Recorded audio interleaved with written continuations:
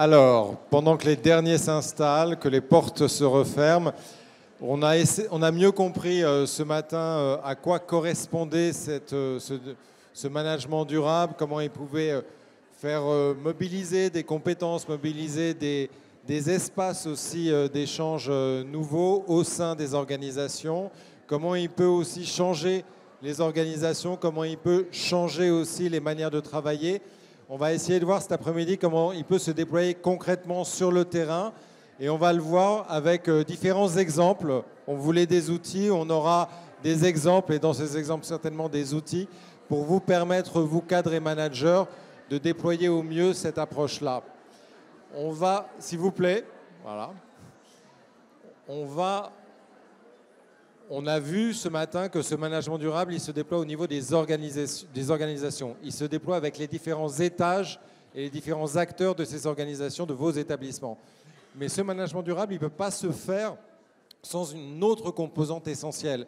Ce sont ceux qui travaillent dans les établissements, les personnels qui sont au quotidien à tous les étages de l'établissement, les salariés qui ont un rapport au travail qui change, qui évolue de plus en plus aujourd'hui, des attentes qui changent dans leur volonté d'être fidélisés à leur poste, dans leur volonté d'évoluer dans leur poste et dans leur carrière. Et pour mieux comprendre l'évolution de ces attentes qui aujourd'hui évoluent et perturbent beaucoup là aussi les organisations, on a la chance d'avoir avec nous une essayiste qui a beaucoup regardé et travaillé sur les formes et le futur du travail. Elle en a fait plusieurs ouvrages, des ouvrages d'importance, du labeur à l'ouvrage qui était en 2019 un livre vraiment que je vous conseille de lire. Et puis le dernier, là aussi très intéressant, en finir avec la productivité. Laetitia Vito est avec nous. Je vous demande de l'applaudir bien fort.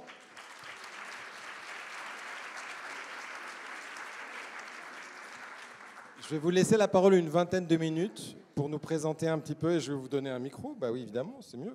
Alors celui-là devrait marcher normalement. Essayez-le.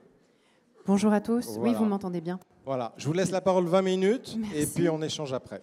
Merci beaucoup. Je vais relever le défi de soutenir l'attention dans cette phase post-prandiale où la concentration est toujours un peu difficile. Donc je vais essayer de vous réveiller. C'est bien le format 20 minutes pour ça parce que ça pousse à être très synthétique et efficace, ce que je vais essayer de faire.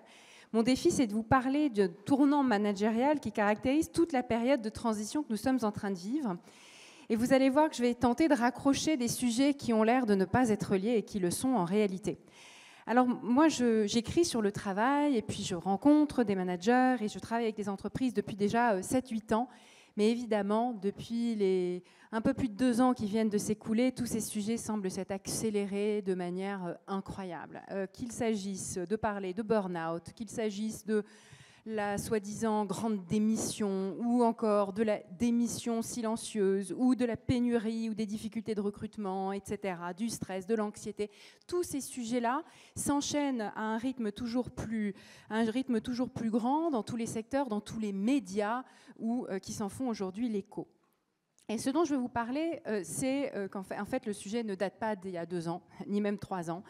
C'est en fait une période de transition que nous vivons où il y a tout un tas de décalages, de désalignements. En fait, c'est l'organisation industrielle, scientifique, la fameuse OST, du travail, qui nous a donné toutes nos catégories actuelles, nos catégories pour penser le travail, et à la fois toutes nos institutions pour l'encadrer. Quand je parle d'institutions, je veux dire aussi bien la sécurité sociale, que le syndicat, que les systèmes de retraite. C'est tout un ensemble d'institutions. Et en fait, ce que ça veut dire, c'est que c'est à l'époque de l'apogée de l'industrie automobile, au milieu du XXe siècle à peu près, qu'on a inventé le salariat moderne qui domine encore tout, dans tous les secteurs et dans toute notre manière d'appréhender le travail. Mais le problème, c'est que les difficultés et toutes les crises qu'on observe aujourd'hui dans le monde du travail correspondent à l'inadéquation entre ces catégories de l'époque industrielle et notre économie d'aujourd'hui qui est numérique, servicielle, qu'il s'agisse des services à la personne ou de l'économie de la connaissance. évidemment, la part des emplois qui concernent l'industrie pure et dure, elle est très très faible aujourd'hui. Elle est un peu plus de 10% des emplois, et une partie de ces emplois d'ailleurs ne correspondent pas à l'image qu'on se fait de l'emploi industriel du milieu du XXe siècle, façon Charlie Chaplin sur la chaîne d'assemblage. Donc de toute façon, ces catégories-là, elles sont en partie obsolètes. Il y a deux choses dont je voudrais vous parler, deux points, deux éléments pour vous illustrer cette inadéquation ou pour expliquer cette inadéquation. La première, c'est ce désalignement massif qu'on a dans notre rapport au travail, hérité de l'ère industrielle. Et la deuxième chose, c'est un décalage très problématique dans la définition de la valeur qu'on a héritée de l'époque industrielle. Et vous allez voir que les deux sont liés. Et si, je parle bien du tournant managérial, vous verrez pourquoi. Alors c'est pour le premier point, ce désalignement, c'est dans mon livre « Du labeur à l'ouvrage » que je parle de cette grande transition dans tout ce qui concerne notre rapport au travail. Et j'explique qu'en fait, on a élaboré au XXe siècle ce que j'ai appelé un contrat de labeur. Pourquoi labeur? Parce que le labeur, on imagine aliénation, on imagine quelque chose de pénible, comme l'origine étymologique de travail, tripalium, la torture. Pourquoi? Parce que le deal salarial fordiste, c'était le suivant. En échange du labeur, c'est-à-dire d'une certaine aliénation, une aliénation parce que vous avez à la fois la subordination salariale, vous n'êtes pas libre en fait, vous n'êtes pas complètement autonome.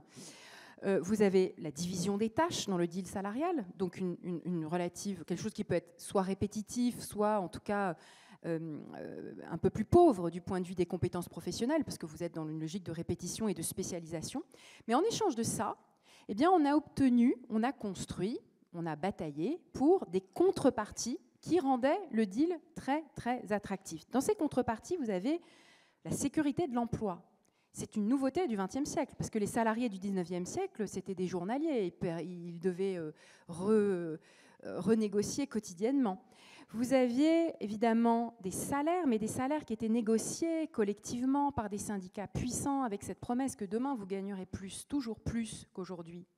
Vous avez la mise en place de la sécurité sociale au milieu du XXe siècle, avec toute cette protection salariale qui accompagne le travail.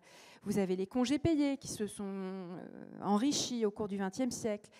L'accès au logement fait partie du deal fordiste parce qu'avec la fiche de paye, à la fois vous pouvez emprunter, donc c'est le crédit bancaire, c'est une innovation du XXe siècle, et vous pouvez rassurer des bailleurs s'il s'agit de louer un logement. Donc ça va avec.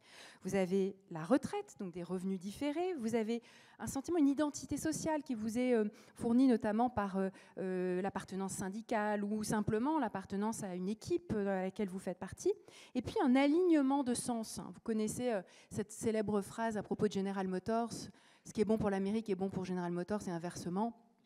Il y a vraiment cette idée d'alignement et pas du tout l'idée que quand vous travaillez, vous détruisez des ressources ou vous abîmez le lien social. Ça ne faisait pas partie des considérations. Donc un bel alignement.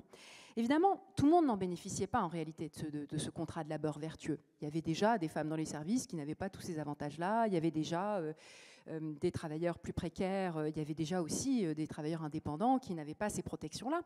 Mais ça a quand même façonné notre manière de penser le travail et on y est encore aujourd'hui. Ça a aussi participé à la création de la sécurité sociale, par exemple. Ça a participé à beaucoup de choses, l'invention de notre système de retraite, inventé en partie dans le monde de l'automobile, à Détroit, aux États-Unis. C'est là vraiment qu'on a mis en place les premiers systèmes les plus généreux. Eh bien, il se désagrège ce contrat de labeur. Il se désagrège pas depuis 2 ans, pas depuis 3 ans, même pas depuis la révolution numérique. Il se désagrège en réalité depuis déjà plus de 40 ans. Mais cette désagrégation s'accélère. Elle se traduit par une très forte augmentation des inégalités, par des syndicats qui sont déclinants, par un accès au logement qui est compromis. Alors vous comprenez, ça faisait partie du deal. Aujourd'hui, c'est compromis parce que les prix du logement augmentent beaucoup plus vite que les revenus du travail. Pas depuis hier, depuis déjà plus longtemps. Les systèmes de retraite se réforment et se réforment et se réforment. Ça fait partie aussi de cette désagrégation. La protection sociale, en tout cas, il y a un sentiment d'une dégradation des conditions de la protection sociale. L'identité aussi sociale, l'identité au travail, on a le sentiment qu'elle se désagrège. Et puis le sentiment de cet alignement, pareil, on a l'impression qu'il tente à disparaître depuis un bon moment, notamment autour des considérations environnementales et sociales. Et donc tout ça, ça fait que beaucoup de gens, beaucoup de travailleurs subissent la même aliénation que dans le contrat de labeur, mais sans les contreparties, ou en tout cas avec pas toutes les contreparties, ou des contreparties à la fois moins nombreuses et moins attrayantes. Alors, par exemple, il y a des gens qui ont le sentiment de ne pas avoir une agentivité sur leur emploi du temps. L'agentivité, c'est le fait de pouvoir planifier sa semaine, son avenir. Des horaires changeants d'une semaine sur l'autre, par exemple. Une illustration de ça à propos de la grande démission à la sauce américaine. C'est une réalité dans la sauce américaine. En 2021, il y a eu plus de 50 millions de démissions sur une population de 300 et quelques millions. Vous imaginez que c'est énorme, donc c'est évidemment une réalité.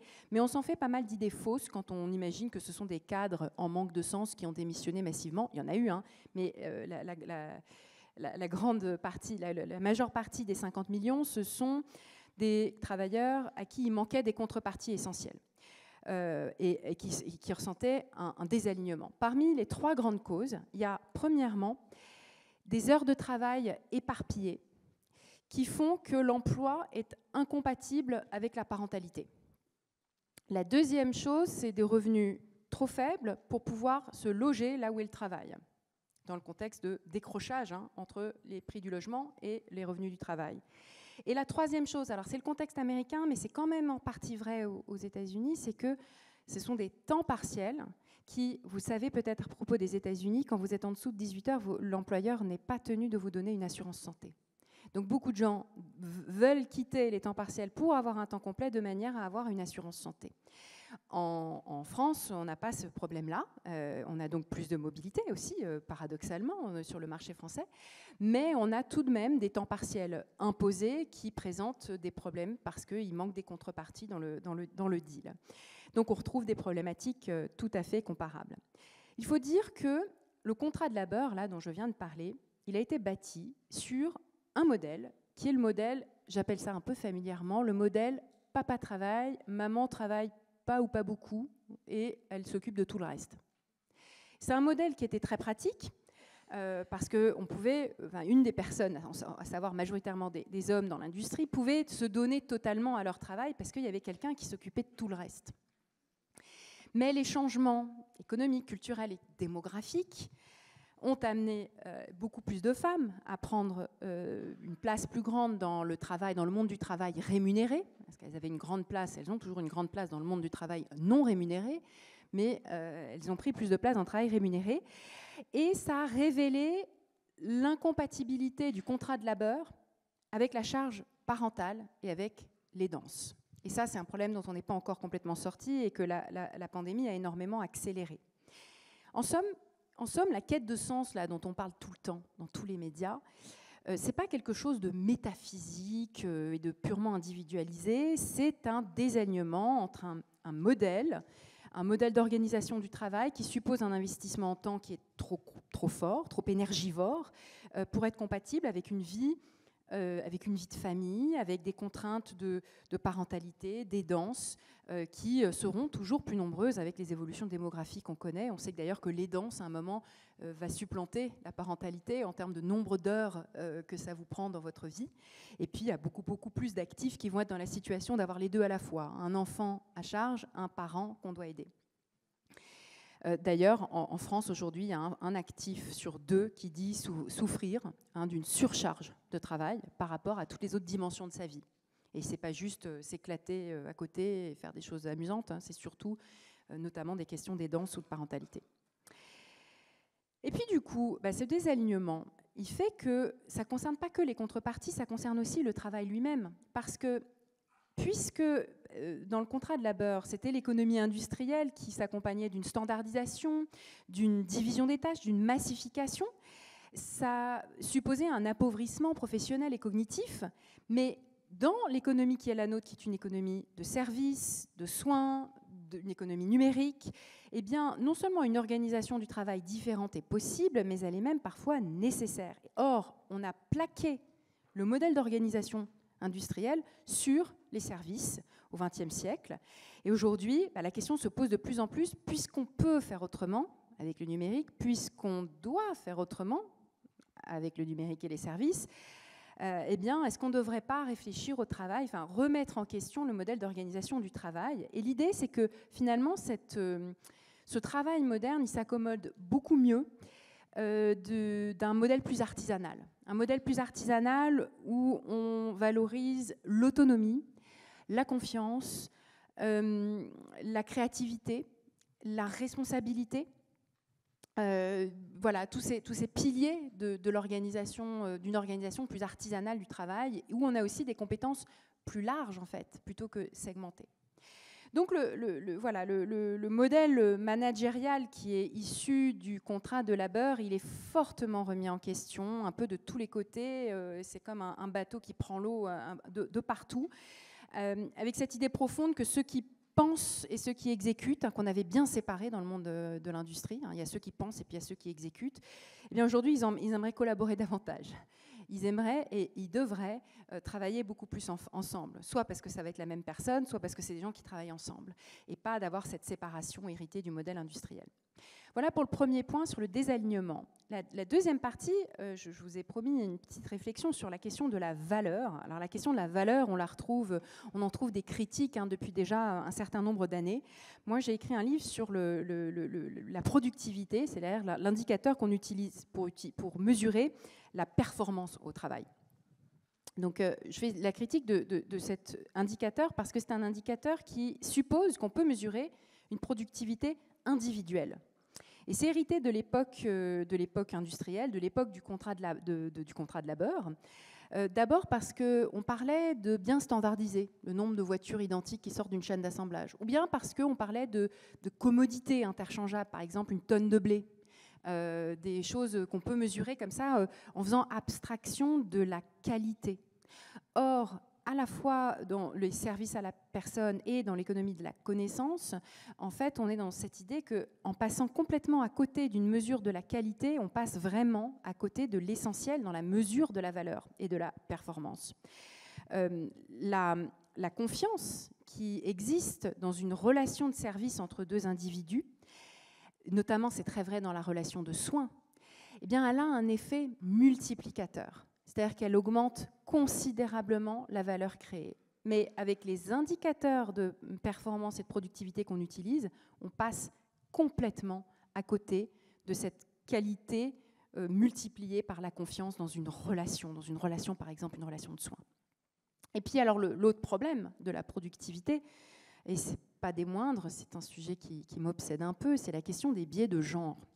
Quand on regarde l'indicateur de la productivité tel qu'il est défini par les économistes, eh bien les économistes vous disent les services comme la santé, comme l'enseignement, comme le ménage, eh bien ce sont des activités à faible productivité. Sous-entendant, ils n'ont pas beaucoup de valeur, quoi. Tandis que d'autres activités industrielles, par exemple, ou bien une activité d'ingénieur dans l'économie de la connaissance, sont des activités à forte productivité.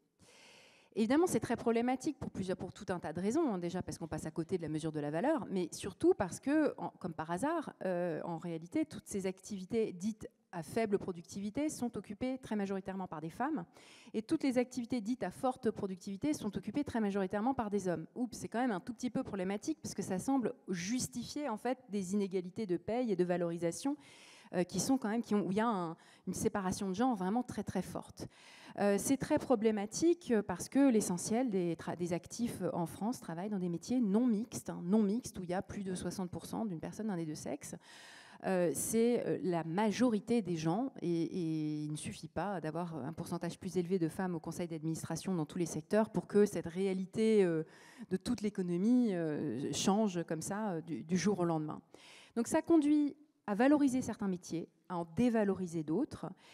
Et pourquoi ça a un rapport avec la productivité? C'est que, en fait, si on la mesurait plus collectivement, on verrait bien que ces travailleurs qu'on a appelés essentiels pendant la pandémie et qu'on a applaudis, bien, ils sont essentiels parce que quand leur activité s'arrête, c'est celle de tous les autres, y compris ceux réputés plus productifs, entre guillemets, qui s'arrêtent du jour au lendemain.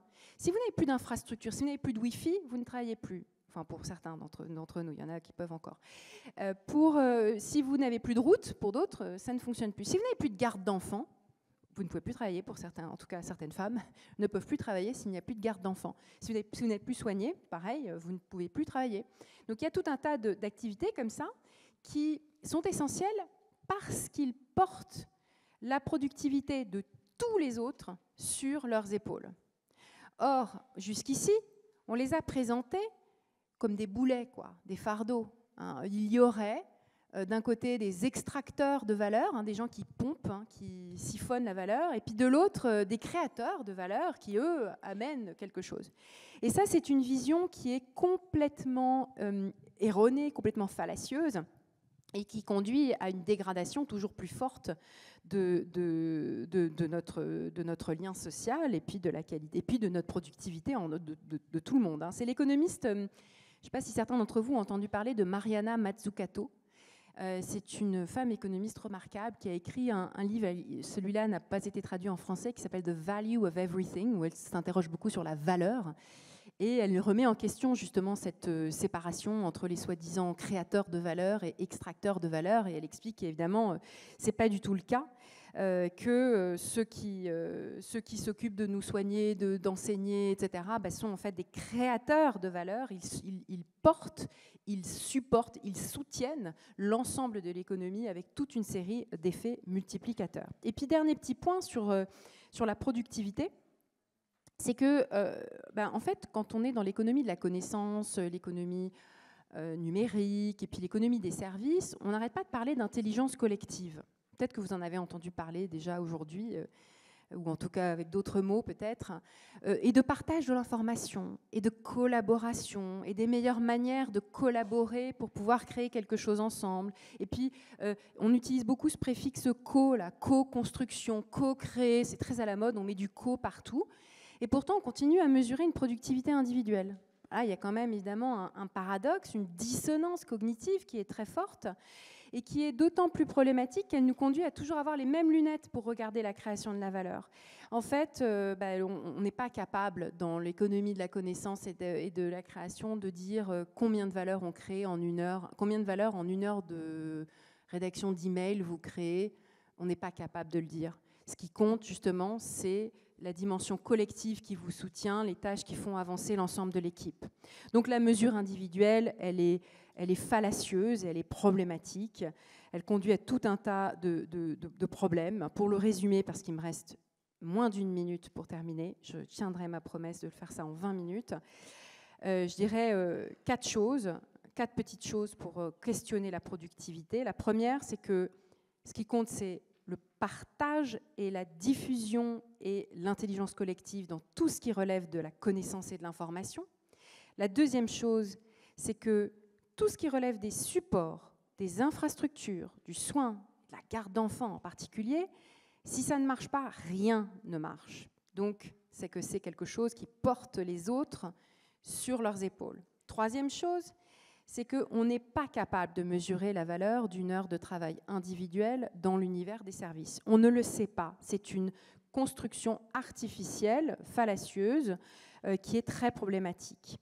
Et puis la quatrième petite chose, c'est qu'il y a beaucoup d'activités qu'on fait au nom du collectif qui en fait vous lèsent dans les évaluations individuelles. Un petit exemple facile pour illustrer ça.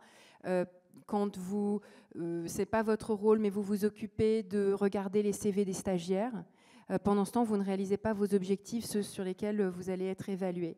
Eh bien ça, c'est très problématique parce qu'en fait, les stagiaires, c'est très important, parce que c'est ceux-là qu'on va recruter demain et après-demain, et c'est tout le collectif. Donc là, on voit bien qu'il y a aussi, encore une fois, une petite dissonance et un petit problème. En somme, le tournant managérial qu'on observe, c'est celui de ces 2 défis-là que je viens de vous présenter. Le désalignement dans le rapport au travail hérité de l'ère industrielle et la valorisation économique de tout ce qui relève du soin, c'est vous, du soutien, du support et des infrastructures. Merci.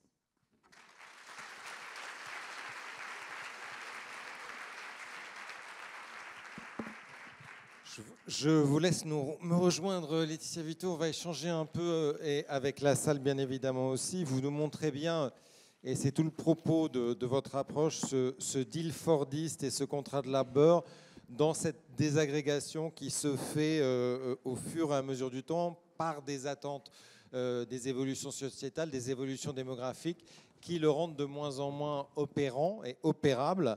On a aujourd'hui une société d'émancipation de la connaissance qui déjoue ce contrat qui est issu du modèle industriel et appelle plus à la résurgence de ce mode de travail artisanal, ce que vous appelez le contrat d'ouvrage.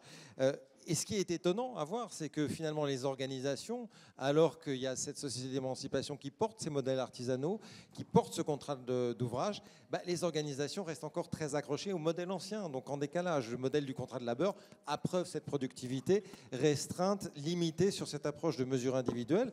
Et puis le management aussi a à s'adapter à cette nouvelle donne. Pour accentuer un peu le propos, avant de prendre les échanges avec la salle, et accentuer un peu le vertige de ce différentiel-là entre des organisations qui sont encore héritées de ce modèle du labeur face à une population qui s'émancipe de plus en plus dans des contrats d'ouvrage, il y a d'autres tendances qui jouent fortement et sur lesquelles vous mettez l'accent. Il y a celle de l'âge, parce que les populations avec lesquelles aujourd'hui on travaille, celles qu'on cherche, ce sont des populations jeunes. Il y a une transition démographique majeure. Dans quelle mesure cette transition démographique va elle aussi obliger à adapter le rapport à l'emploi, au travail, à l'agisme, comme on le dit, et à reconfigurer aussi ce qu'est le travail et qui travaille? Vaste question, je suis convaincue. Peut-être qu'on peut regarder le petit, ce qui ne ressemble en rien à une pyramide des âges, on devrait l'appeler la bouteille des âges maintenant. En 2050. En fait, on ne peut pas penser l'avenir du travail sans prendre en considération les évolutions démographiques. On arrive à la fin de la transition démographique. Voilà à peu près, peu de choses près, à ce à quoi ça va ressembler autour de 2050. Et en fait, aujourd'hui, on n'est déjà pas très loin de ça. On est dans une bouteille très allongée où apparaissent ce qui était autrefois des aberrations statistiques, c'est-à-dire des classes d'âge de 85, 90, 90, 95, et même les centenaires deviennent visibles. Ils sont tellement nombreux qu'ils apparaissent de façon agrégée sur un outil comme la pyramide des âges en 2050. Qu'est-ce que ça veut dire? Ça veut dire que toute notre vision linéaire de la carrière, on recrute quelqu'un d'une classe d'âge, on fait grandir dans sa carrière, plus il vieillit, plus il prend des responsabilités managériales s'il est cadre, ou bien plus il gagne de l'argent s'il est dans un autre métier, et ensuite il part à la retraite, et vous avez la fameuse vie en 3 phases, je me forme, puis je travaille, puis je pars à la retraite. Mais tout ça vole en éclats, ne fonctionne plus parce que tout simplement le vivier des personnes jeunes est trop petit, trop faible. Si on se contentait de recruter plus que des jeunes, ça ne marcherait pas. Parce que les carrières s'allongent et parce que la transition démographique qui rencontre la transition numérique, ça fait que les vies deviennent plus chaotiques, plus pleines de reconversion, de changement, soit obligés, soit choisis. C'est un peu un mélange des deux. Il y a des métiers qui disparaissent et puis il y a aussi des gens qui en ont marre, qui ont envie de passer à autre chose. Et donc ça nous invite à complètement repenser les ressources humaines, à la fois recruter des plus vieux, mais aussi parfois promouvoir plus vite des plus jeunes qui en fait sont plus expérimentés dans un premier métier par rapport à un plus vieux dans un second métier. Ça veut dire appréhender une organisation dans laquelle on a 4, voire 5 générations sous le même toit, avec toute la richesse que ça comporte, mais hors de cette vision purement linéaire. Et ça, c'est un énorme défi, c'est que pour l'instant, on est très prisonnier d'un adéquationnisme. En plus, c'est très fort en France, l'adéquationnisme. C'est tel diplôme, telle expérience pour tel poste. Et là, en plus, c'est tel diplôme, telle expérience, tel âge pour tel poste. Et en fait, ça conduit de plus en plus à un assèchement du vivier. On n'y arrive pas. En fait, on n'y arrive pas, d'où pénurie, soi-disant pénurie. Donc biais de genre, biais d'âge aussi. Et il y a un troisième phénomène qui est émergent, qui fait évoluer les organisations et qui fait évoluer le management des personnes, même si c'est peut-être un peu moins prégnant dans le public, c'est l'hybridation des employés. Parce qu'on se retrouve aujourd'hui avec des gens qui viennent au travail dans des contrats de labeur et puis dans des contrats d'auto-entrepreneurs, de freelance, de consultants, de plus en plus, donc dans des contrats d'ouvrage aussi. Comment ça questionne la manière dont les organisations gèrent et managent ces personnes, puisque le management est pensé pour les salariés. donc pour ceux qui travaillent, pas pour ceux qui sont leurs propres patrons, si l'on peut dire.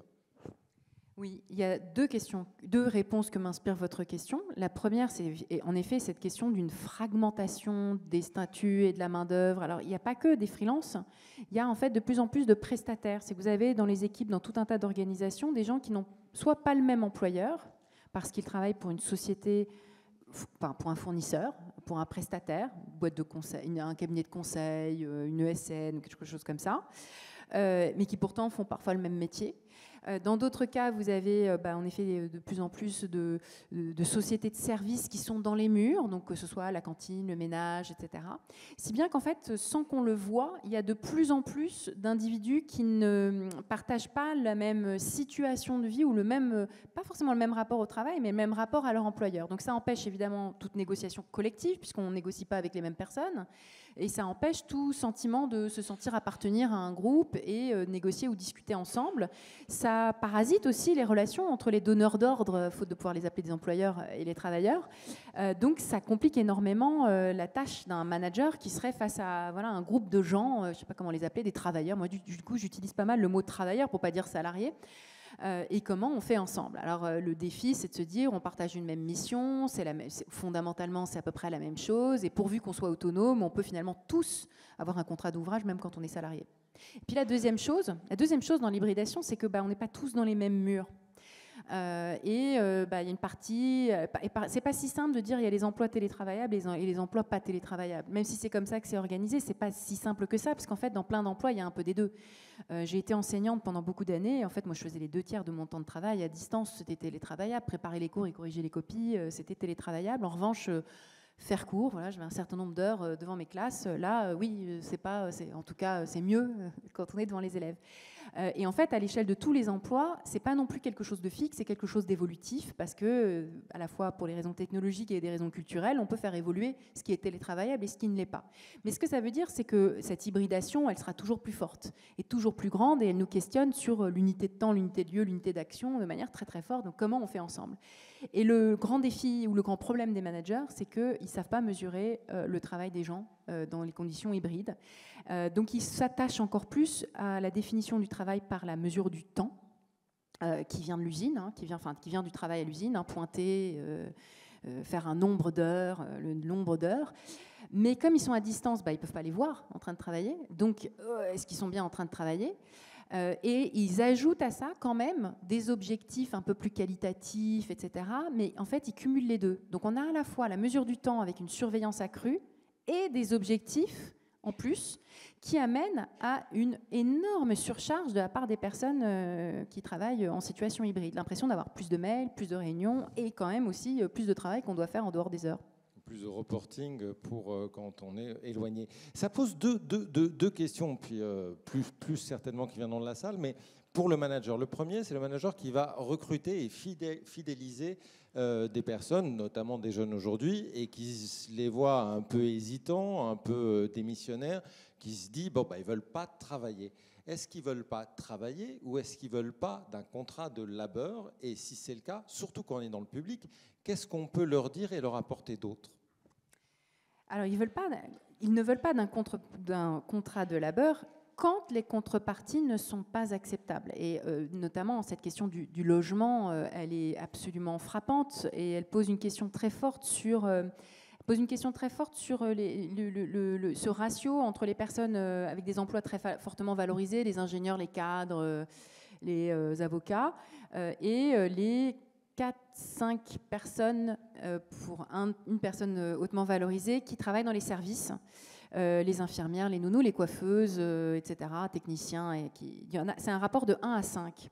Et le problème, c'est que le 1 qui est bien payé et qui peut télétravailler, peut télétravailler, tandis que les 5 qui sont mal payés ne peuvent pas télétravailler et ne peuvent pas non plus se loger là où ils travaillent. Donc là, c'est ça dont je parlais à propos de ce décrochage entre le logement et le travail qui pose un problème énorme. Et donc de dire ils ne veulent pas travailler, C'est juste qu'ils ne peuvent pas. Certes, il y a quelques années, il y avait le président qui avait dit il suffit de traverser la rue pour trouver un emploi. Et en fait, il a raison, c'est pas faux. Sauf qu'on ne peut pas se loger là où est l'emploi avec le revenu proposé par cet emploi. Donc du coup, ça vous avance à rien. À quoi sert de travailler si vous ne pouvez pas vivre avec, en fait? Et donc ça, c'est beaucoup plus de gens qui sont concernés par ce problème-là. Et donc oui, en effet, ça veut dire soit on change le labeur, soit on ajoute des contreparties. C'est l'un ou l'autre. Quand il y a un désalignement, il faut réaligner d'une manière ou d'une autre. Donc il y a plein de pistes possibles. C'est soit vous réhabilitez le logement de fonction, c'est ce qu'on fait des écoles en Californie où le logement est tellement cher, il n'y a plus d'enseignants pour faire cours devant les élèves.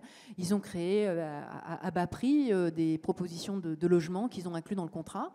Soit vous organisez le travail différemment. Au lieu d'avoir un travail sur 5 jours, vous le regroupez un certain nombre d'heures sur 2 jours, vous organisez les équipes différemment, de sorte qu'on n'a pas forcément besoin d'être vraiment logé là où est le travail. Enfin, soit vous en faites plus en télétravail, soit vous payez plus. Il n'y a pas de secret.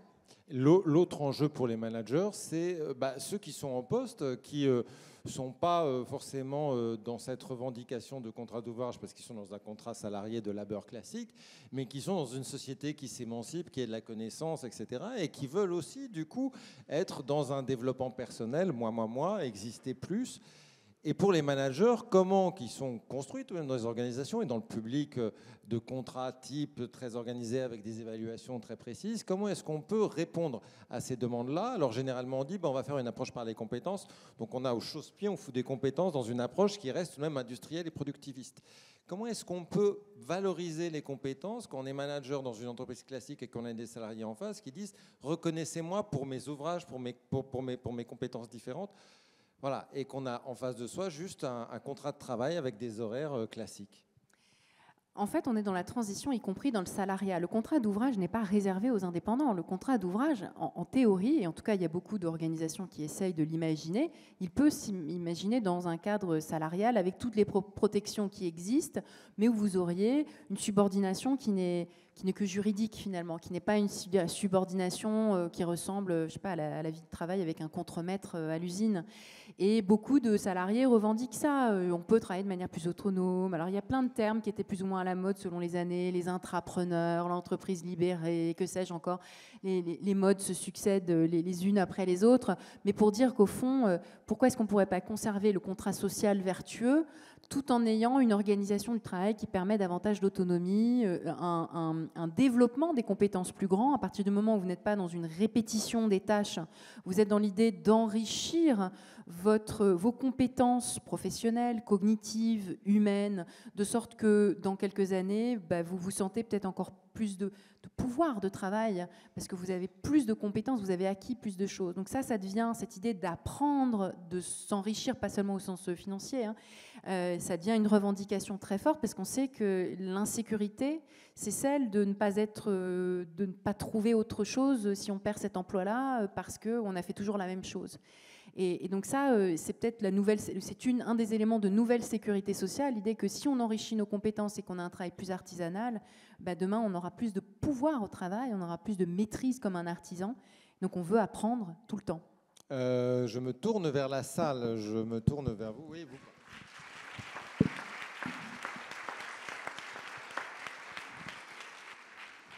Après les applaudissements, les questions et les témoignages, les micros sont à vous. N'hésitez pas à questionner et à interpeller Laetitia Vissot sur tout ce qu'elle vient de nous dire, qui j'imagine est tout de même vraiment très éclairant. Est-ce qu'il y a des questions sur ce rapport au travail, sur la manière dont il change, sur cette notion d'artisanat? Pas du tout de questions, même pas une troisième, une quatrième, une...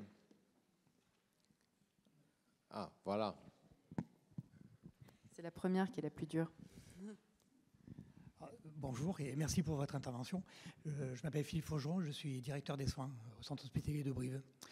Ce n'est pas une question que je vais vous poser, mais c'est plutôt une réflexion. J'ai bien compris la nécessité d'aligner au maximum. C'est d'ailleurs ce qu'on essaye de faire, nous, au niveau de l'attractivité des emplois. Mais cependant, c'est vrai qu'on est parfois confronté, quand on recrute par exemple des infirmières ou des infirmiers, à des exigences qui sont vraiment difficiles de rendre compatibles avec le fonctionnement même de l'hôpital.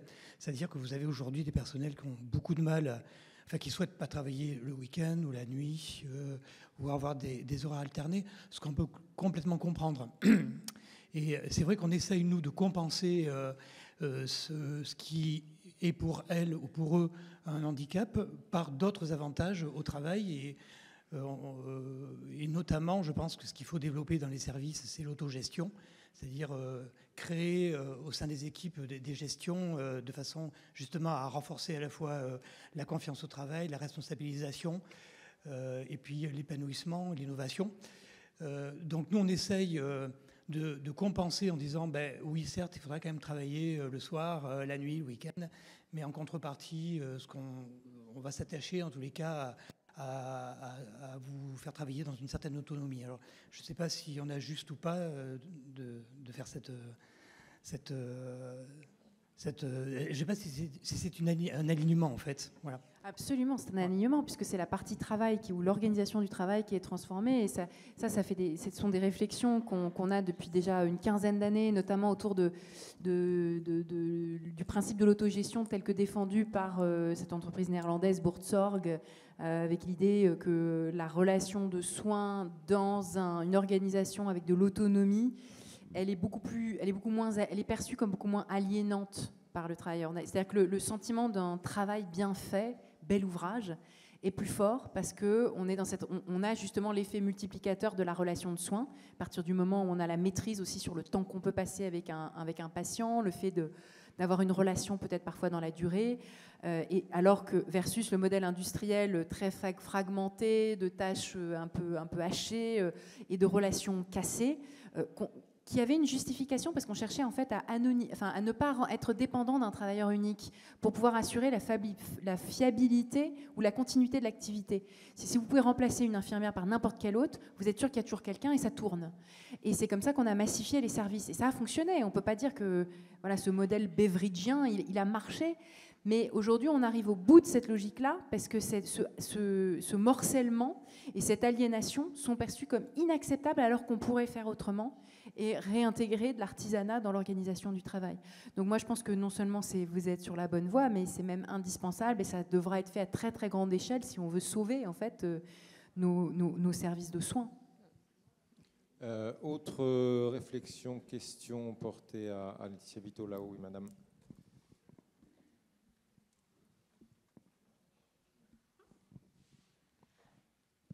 Bonjour, donc moi je suis Madame Binet, je travaille sur une clinique bordelaise, clinique Bordeaux-Nord pour la citer.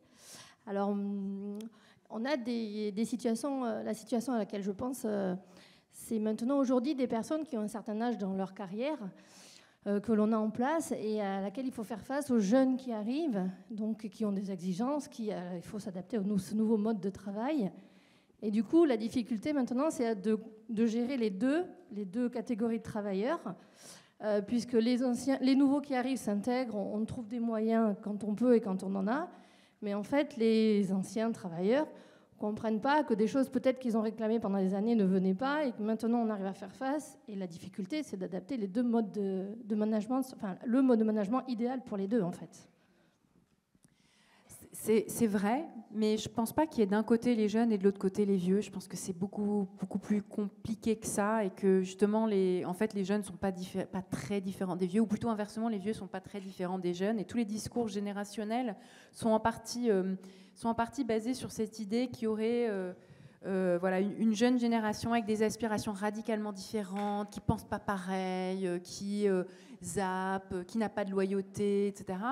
Alors que c'est faux. En fait, en termes d'aspiration, tous les travaux sociologiques nous montrent que c'est à peu près la même chose. Après, ils sont plus jeunes, c'est vrai. Donc, quand on est plus jeune, et ça c'est pas un phénomène spécialement de notre époque, on est plus vigoureux, on tient mieux, pas dormir, on tient mieux. Et donc, l'organisation du travail qui repose sur un investissement en temps très fort, ça se supporte mieux quand on est plus jeune que quand on est plus âgé. Mais la question, c'est qu'on arrive quand même au même épuisement et là, ce qui nous questionne, c'est un modèle d'organisation du travail où on travaille trop, en fait. Et même 40 heures qui est un petit peu le nombre d'heures qui a dominé dans tout le monde occidental, en se disant ça, c'est ce que nous, humains, on est capable de faire. Il y a pas mal de travaux de neuroscientifiques, de chercheurs qui disent que finalement, même ça, en fait, c'est un peu beaucoup et qu'on ne pourra pas travailler 50 ans sur ce rythme-là. Si un jour on doit travailler 45, 46, 47 ans, on ne tiendra pas. C'est trop, ça nous épuise. Et puis, ça sera incompatible aussi avec l'aidance qui va devenir le grand sujet de beaucoup de générations. Et donc, en fait, on devrait travailler moins et du coup avoir des ajustements d'ergonomie et d'organisation qui ciblent les plus vieux, mais qui vont bénéficier aux plus jeunes aussi. Tant en termes de matériel, d'équipement, d'horaire, voilà. Alors après, j'ai bien conscience que quand on est dans certains services, il faut que ça tourne en continu. Donc ça veut dire qu'on fait tourner et que quand même il y a une continuité de l'activité. Mais le gros tabou qu'il va falloir relever à l'avenir, c'est la question du temps partiel valorisé, du temps partiel ambitieux, qui n'est pas quelque chose qui est une mise au placard et qui vous vaut uniquement une paupérisation. Et donc je pense qu'en fait, il y a une communauté d'intérêts, enfin, ils convergent, les jeunes et les vieux. C'est pas je pense que ce qui bénéficie aux vieux, et c'est même une bonne chose d'avoir les vieux comme cible principale pour réformer le travail. Autre question, réflexion partagée avec Laetitia Vito. Est-ce qu'il y a... Oui, madame.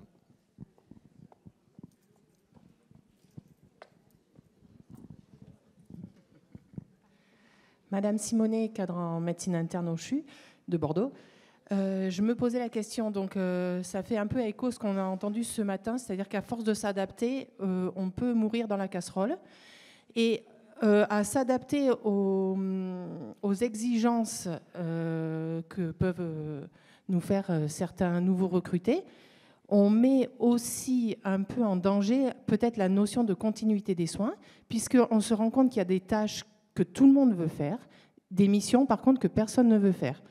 Donc au bout d'un moment, comment on fait avec ce paradigme-là ? J'aimerais avoir la réponse à une question difficile comme ça, hein, qui pose aussi la question même du travail en général, de est-ce que ça peut toujours être, est-ce que ça peut être toujours plaisant ? La réponse étant en général non. Il y a toujours des choses qui vont pas nous plaire et qui doivent être faites et qui nous conviennent pas. Mais ça pose aussi la question quand même de quoi on parle quand on dit qu'il faut s'adapter, parce que s'adapter, ça a souvent été des exigences finalement d'une optimisation, enfin d'une accentuation du modèle tayloriste, du modèle du contrat de labeur et pas d'un contrat de l'ouvrage. Donc plus de serrage de boulon, plus d'optimisation, démarche plus petite, faire plus avec moins. Donc justement être toujours plus productif, mais avec une mesure individuelle tellement poussée qu'on rajoute des couches de reporting, ce qui fait des tâches en plus qui ne sont pas franchement utiles. Ça n'améliore pas la continuité de l'activité, de faire plus de reporting. Donc, je pense qu'on arrive au bout de cette logique tayloriste. Et dans s'adapter, souvent, c'est encore fait. Pour moi, c'est pas la vision moderne du travail qui domine ici. C'est plutôt souvent une vision encore très industrielle de l'adaptation.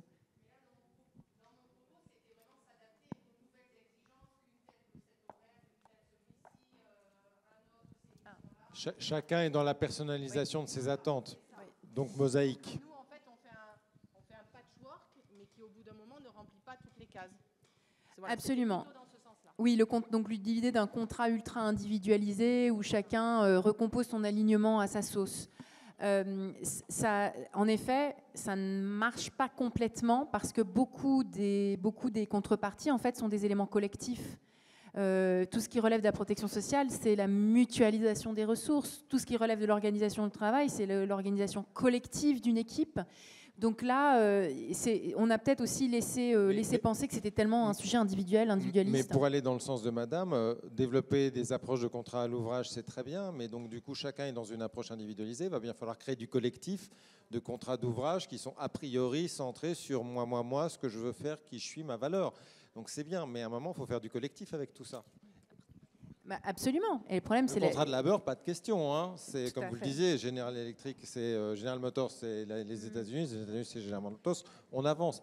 Là, comment on fait du collectif avec cette Paradoxalement, dans la définition tayloriste, il y avait beaucoup de collectifs. On mesurait individuellement la performance et la productivité, mais il y avait une mission qui était collective et un résultat qui était collectif, et des institutions comme la Sécurité sociale en France qui étaient collectives. Et aujourd'hui, on a poussé le taylorisme et l'individualisation des performances à tel point qu'on a perdu le sens du collectif. Donc le grand défi, et c'est pas juste un défi de storytelling et de définir la raison d'être, c'est le fait d'arrêter d'être dans la dissonance cognitive et de remettre les éléments plus collectifs au centre du débat.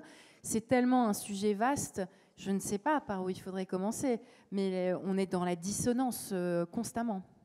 Dernier petit mot peut-être très rapide pour conclure.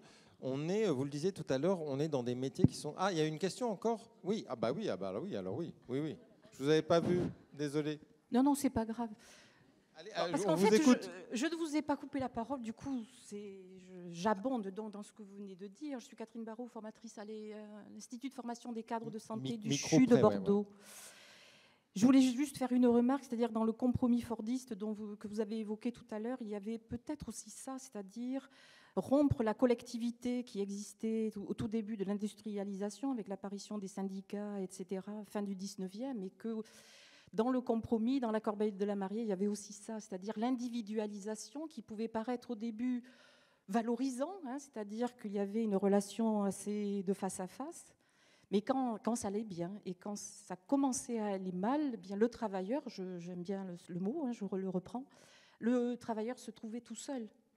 Et peut-être est-ce cela qui est très complexe, en tout cas, à retisser aujourd'hui, parce que ça fait très longtemps, on va dire. Et que c'est de ce que, je pense que mes collègues cadres, les illustrations qu'elles ont données ce matin ou même cet après-midi, il y a un peu de ça, quoi. C'est l'individualisation de la relation de travail. Et le groupe est assez ou en filigrane, dans le meilleur des cas, ou alors franchement dans les coulisses. Oui, l'individualisation, elle est allée de pair avec le déclin des syndicats. Et en fait, les syndicats, ils étaient forts dans l'industrie, ils étaient forts à peu près dans le secteur public, mais dans tout le monde des services à la personne, dans tout le monde des services sociaux, il n'y a pas de tradition de ça. Donc, et à force d'avoir fragmenté, on a dégradé un rapport de force entre les travailleurs et les donneurs d'ordre qui est absolument énorme. En 40 ans, c'est énorme. Les courbes le montrent. Retrouver l'artisanat dans la manière dont on fait son métier, c'est peut-être redonner plus d'autonomie. Pour les métiers du soin, est-ce que c'est aussi redéfinir la balance entre le cure et le care ? Parce que la valorisation de ces métiers de ces métiers très féminins a été portée dans les années 2010 par la pensée du care, par beaucoup de chercheurs, de penseurs, etc. Et vous êtes, dans vos métiers, des acteurs du care et du cure. Et ce qui se mesure le plus, ce qui est le plus efficace, c'est le cure. Soigner, soigner, soigner. Est-ce que le care, c'est-à-dire l'accompagnement, la prévention, sa valorisation, c'est aussi une manière d'aller vers ce contrat d'ouvrage dans la nature même des missions et du travail ? Est-ce que ces métiers-là peuvent être pionniers, finalement, de cette bascule ? Absolument. Alors j'aime bien la distinction entre le cure et le care, et j'aime bien la distinction entre pensée et pensée. Pensée P-E-N-S-E-R et pensée P-A-N-S-E-R. On a séparé ceux qui pensent, qui vont prendre des décisions, c'est les sachants, et puis ceux qui tiennent la main, c'est des moins que rien, ils ne savent pas, mais ils tiennent la main quand même, on se rend bien compte, c'est peut-être bien utile, et puis ils nettoient.